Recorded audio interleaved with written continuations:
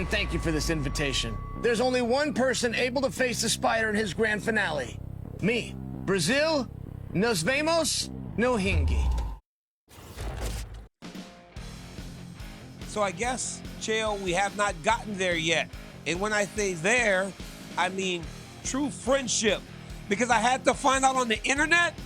I mean, on the internet, Chael.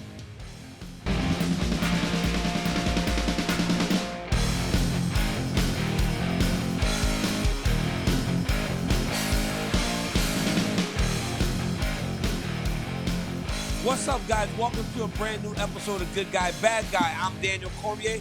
That's the bad guy, Chael Son. And Chael, on the internet? So we have not reached true friendship yet. Because for 30 years almost, 30 years I've known you, and I still can't get the heads up that you're boxing? I appreciate that you even wanted to know. Now, can I just tell you from my perspective, this entire deal, and you know our industry at times does work this way, this entire deal is contingent upon the reveal. The marketing company behind this did not want this slipping out. And it was the big deal that everything stayed quiet. Daniel, I was on a plane coming home from France. I had covered Bellator over the weekend. This turns into the plane ride from hell, only in that flights got canceled. The layover becomes, 24 hours later. I got to get my stuff, get to a hotel, come back. I'm sharing this with you because I'm stuck up there in the sky. I don't quite know what day it is or what time it is. And all of a sudden, I get an announcement that it's going to be Anderson Silva versus Terry Crews. Great big, Terry Crews, just beautiful guy. He does some comedy shows, but he also at big NFL coverage. And I only say that because they get a back and forth. I mean, there's actually a video montage, and Terry Crews supports this over social media. And I thought, well, the word got out. Either I was being used as a diversion for Terry Crews, or the word got out and the fight's off. I fell for it.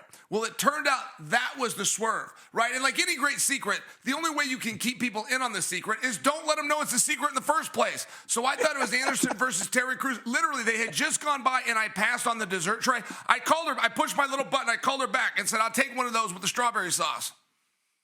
I actually had been noticing you're looking a little thinner lately, and I was wondering what happened, and now I find this out. So, Chael, this fight, right, it has all the history, it has everything, but when you're getting told a secret and you're getting the call that you may get to fight Anderson again, especially in boxing, how's it happen? Like, how does it come together that Chael Son and Anderson Silva 3 happens in Brazil, in boxing, in only like a month?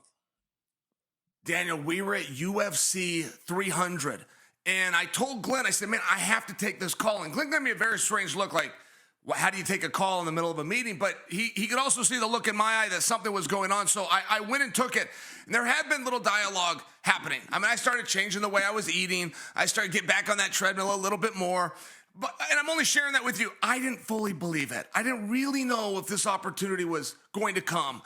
When I asked the basic questions of what weight class, or how many rounds, or is it in a cage or a ring, like some of the real basic questions were the ones where I wasn't getting answers. The more complicated stuff of where is it, when is it, how will people watch, what's really going on here, that was all laid out for me. So I'm only telling you, like, I really didn't know how serious this group was. And there's a beer company, Spaten. You might have seen that in the... Yeah, they are a big national brand, but in Brazil, in that part of the world, that is a massive company, but I'm not personally familiar. Turns out their word is good.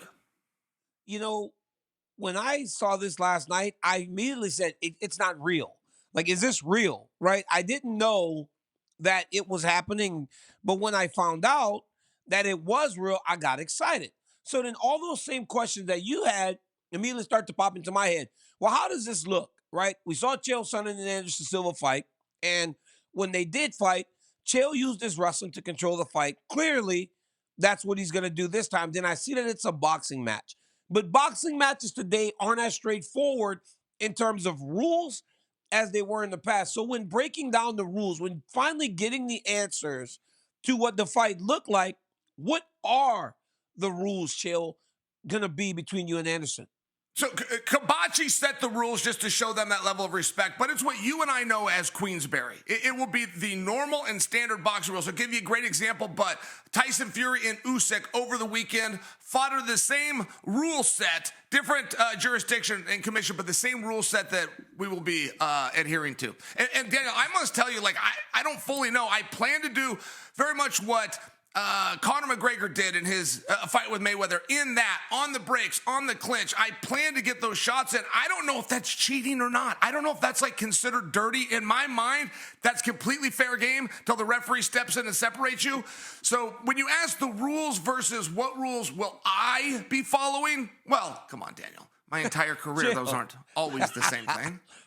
Chael, that was honestly one of the reasons Usyk was able to control Tyson Fury, because Tyson didn't get to really hang on him as much as he did to fatigue him. So how many rounds? Headgear?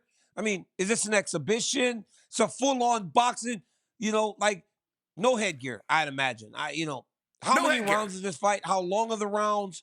Give me some insight, man. Sure. And I'm sorry if I was holding that back on you. I didn't have it. So 14-ounce gloves. In the world of boxing, I hear they go as little as 12 very commonly. But, okay, 12-ounce gloves, which isn't what I train with. Like I have 14 and 16 ounce. So I don't know. In my mind, it seems a little bit small. Other people might tease me and call that pillows. I don't know. But then no headgear. No amateur rules at all. It will be 4 rounds. 3-minute rounds with the appropriate rest. And that's a quote. And I don't know if the appropriate rest is 1 minute or 30 seconds. I just don't know boxing well enough, but I believe it's a minute. 3 on, 1 off. It's a minute. Chael, 14-ounce gloves, that's a little bit of a difference in what normally happens, because the lighter guys fight in 10, the heavyweights fight in 12. So you guys are fighting in a little bit of a bigger glove, which is fine by me. I don't have a problem with it. Anderson Silva in boxing, Chael, is there any concern, though, that was the area in which that he was able to win the fights, was the striking, that you have to go now boxing without your greatest tool, which is your wrestling? Is there any concern in regards to that in terms of the matchup? Yes, and I must tell you, in the defense of Anderson, according to the manager to my manager, so a little bit hearsay, he offered to do MMA rules. According to them, Anderson said for Chael to pick the rule set. And it was just a situation where I've always wanted to box. Daniel, I got this thing coming up with Jorge Masvidal. I mean, here, if we're just letting all the secrets out, I got this thing coming up with Jorge Masvidal in October of this year. And that thing's been coming up ever since ESPN sequestered me in Miami at $2.99 to try to protect me from Jorge Masvidal. Like, there was nothing that really hurt my ego more than me being the one that was being locked down. And I only share that with you as I've known this Masvidal thing was coming.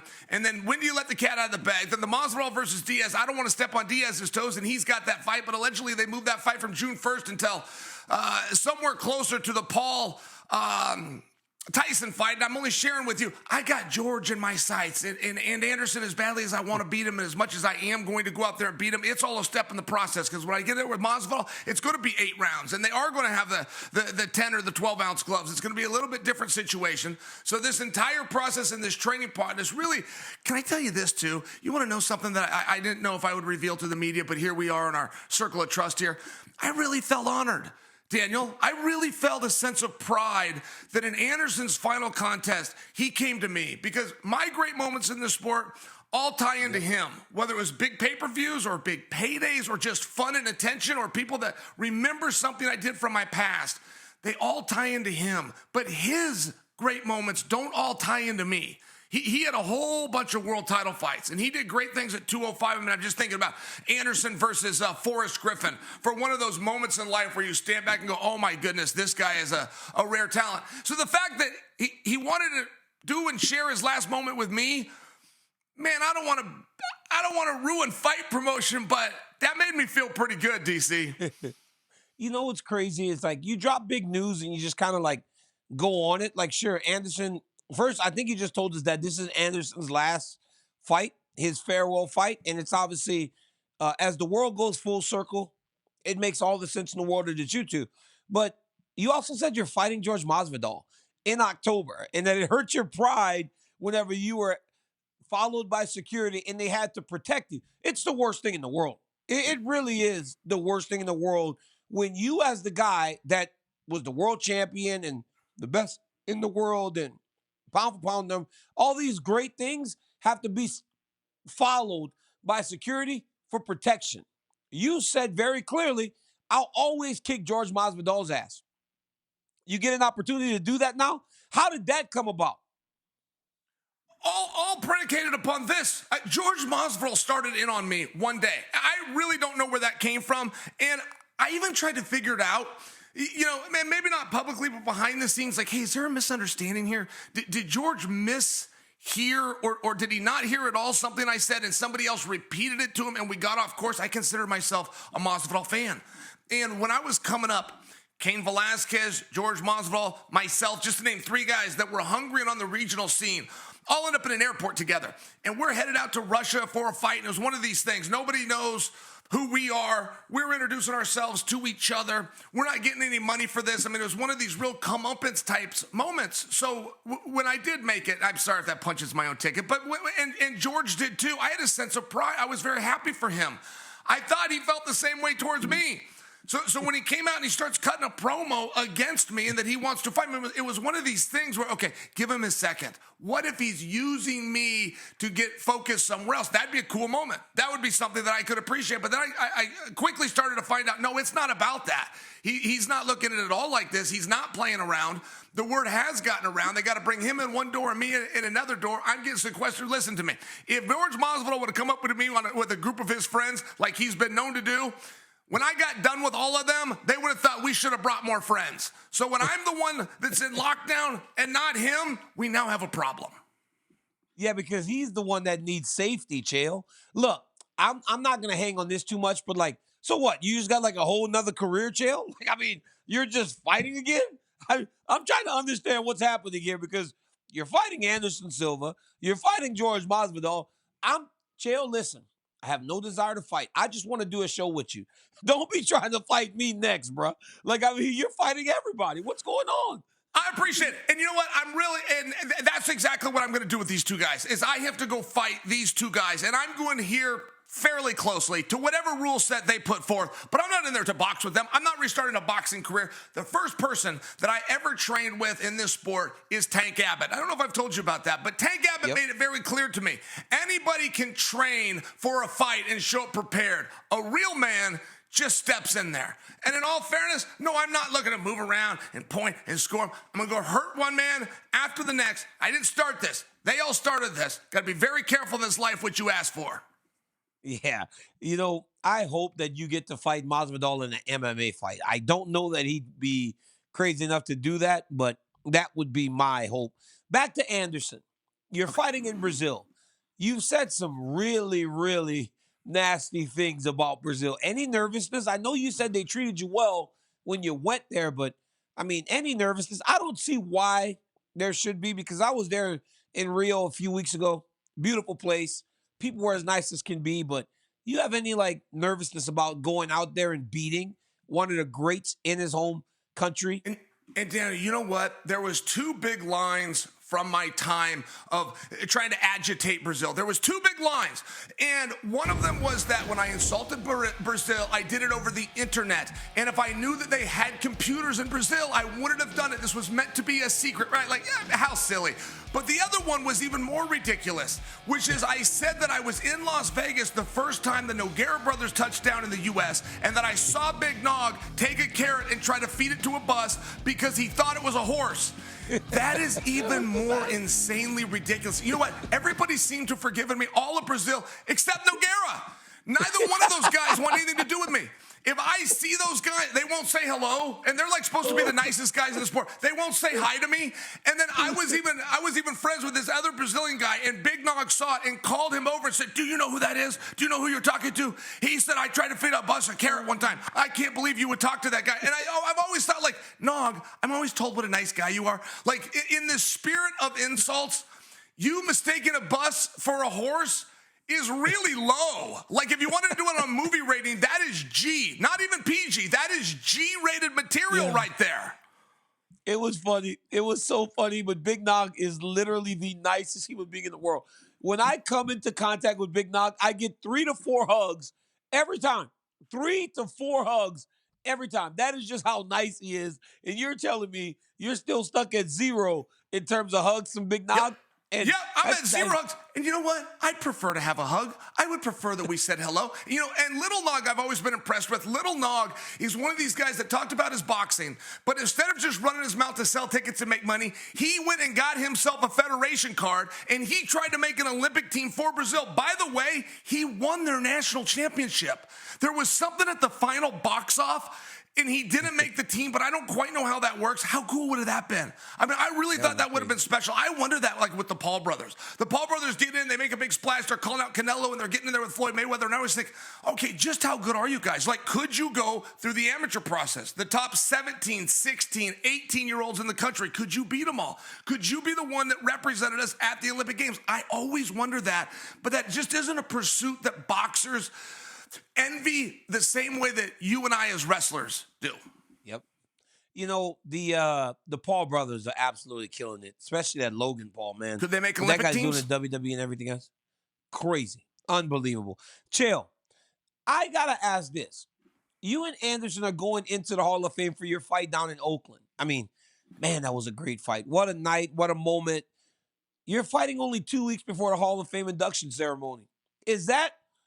Did that timing play into when the fight would happen? Because, dude, I could imagine you and Anderson going out there fighting, having a great fight, beating each other up.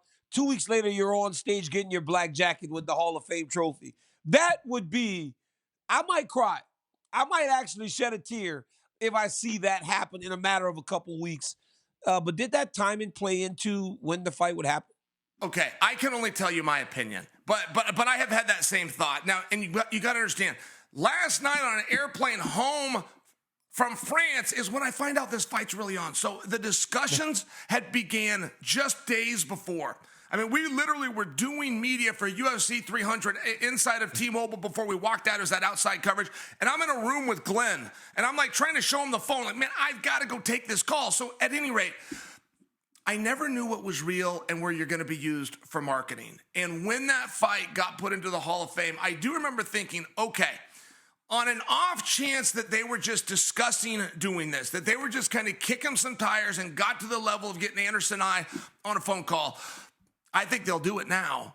I mean, I really do think that a promoter that thought maybe I have something, I think for sure he's going to look at it and think, okay, I can get whatever attention is he needs to make this make sense.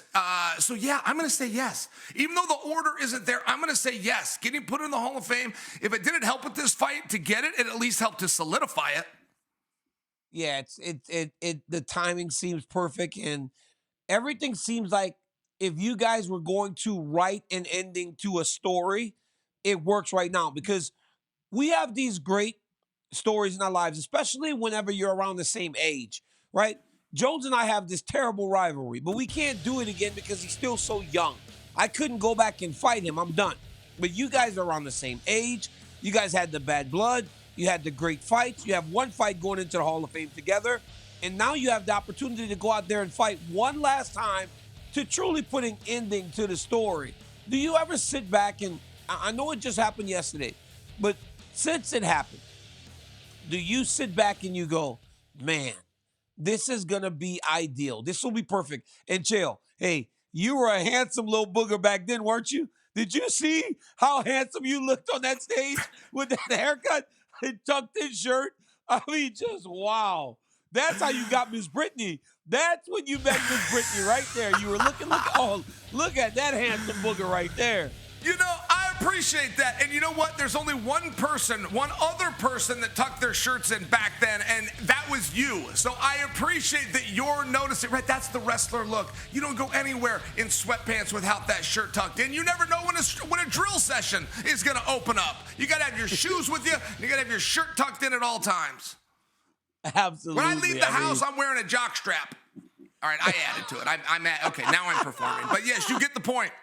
Hey, and I'll tell you what, I'm going to tell you one thing just to go back to Jorge Masvidal, and I want to keep my focus on Anderson. I mean, like this, Spot and Beer Company, and the whole reason they came in is for moments like this, right? That Chael and Daniel are going to discuss this, and this is going to help. I mean, those are really true things into the inner working and the politics and decision making in our industry. No surprise, but I will tell you this, and I would like to stick this out there because I've never known how serious George Masvidal was. I just know how mouthy George Masvidal is, and if and when I have a great showing and defeat Anderson Silva, I think you can look for George Masvidal to be even more quiet and come up with even more excuses than he has since I broke through that security line at 299 in Miami.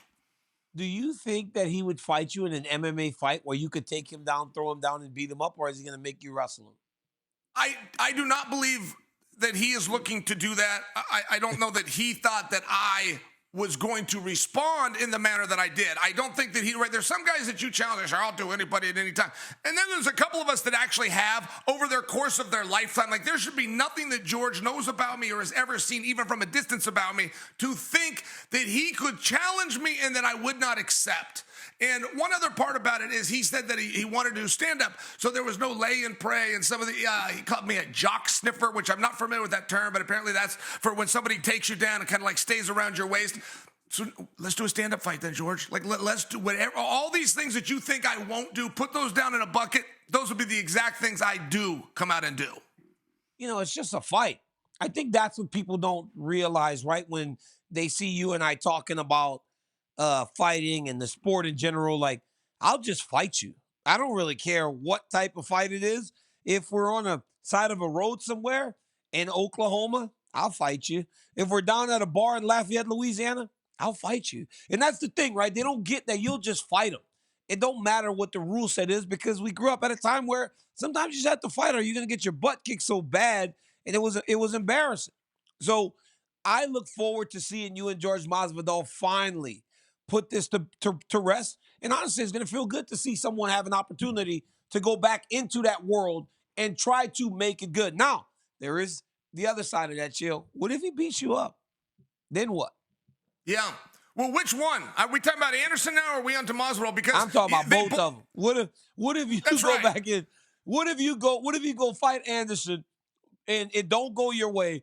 Get inducted into, so you'll sandwich getting inducted into the Hall of Fame with getting beat? Don't let that happen, Chael, please. Chael, please, I'm begging you.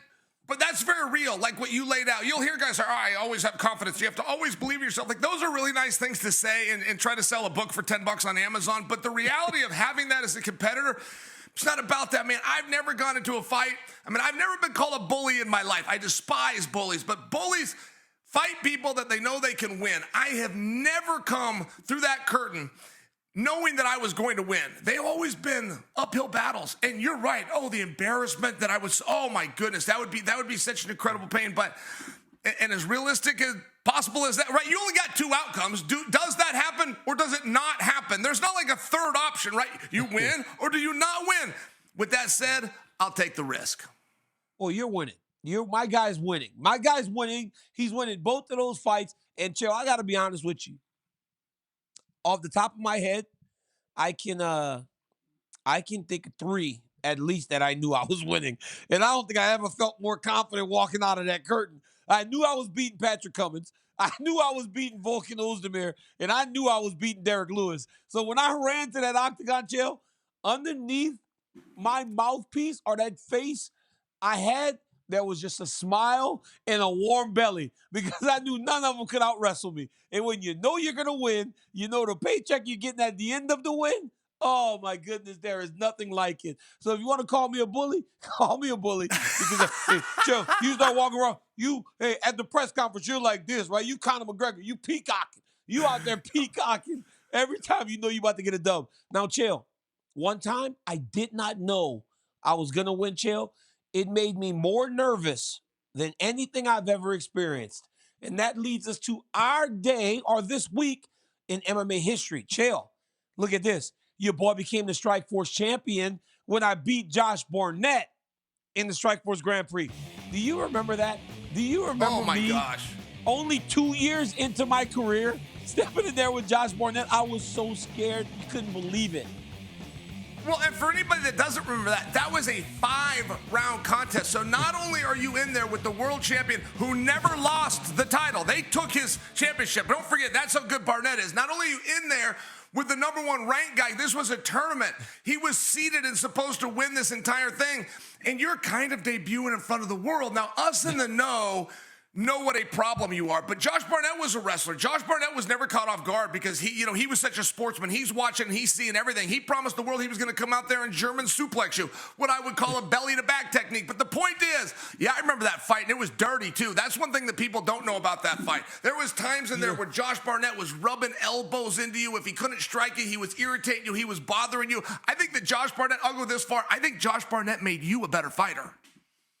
That was, I remember when they asked me if I'd go into that tournament, and I was like, no, I don't want to, because I saw the names on the list of that tournament. And then I fought Josh Barnett, and dude, I was barely 2 years into my entire career, but I was older, so I had to get going. But Chael, you want me to tell you a very funny story, and I'll make it quick, about that fight night. I think it was the first time that I got beat up on, because to that point, I had won every round. Every fight was easy. Even Bigfoot Silva lasted 1 round.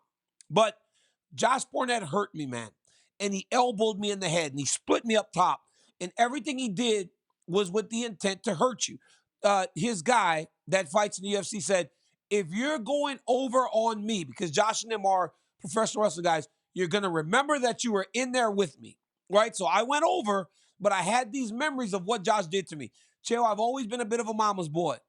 Rest in peace to the great Audrey Cormier. Bro, Josh Barnett beat me very bad, bro. So I leave, and I had a broken hand. I had a black eye. I'm all cut. Never experienced.